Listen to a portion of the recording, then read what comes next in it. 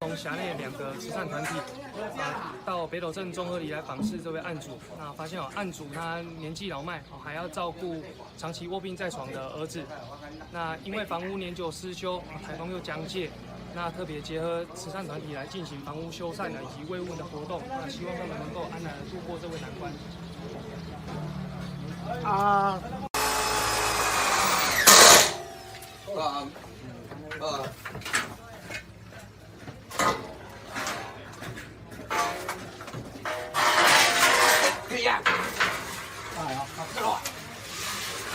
对的，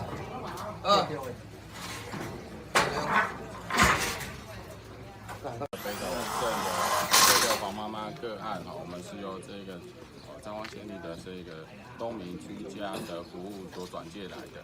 那我们今天跟这个彰化慈善团一起来到黄妈妈家来帮她做这个居家的修缮。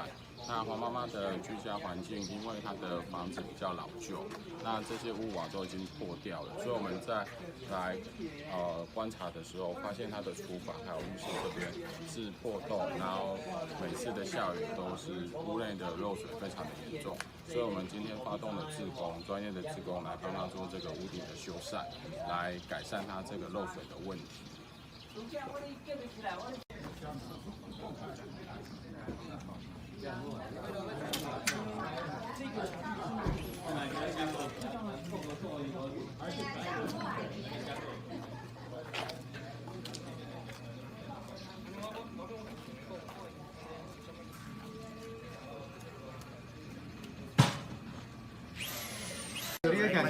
综合这边，那个老旧的、翻修的房子，那个案主也可以说是非常生活非常艰困。那我们知道慈化慈善会每年都有配合我们衡山慈善团来帮忙这些弱势团体，希望这些弱势团体能够有一个安居的地方。好，谢谢。恁遮拢家己大个还是佫较孙仔大？一个孙仔啦。一个孙仔吼。查某阮后生的囝。哦。读到普音的阮后生的查囝。这善心人士甲社团来甲斗3工咧吼。啊？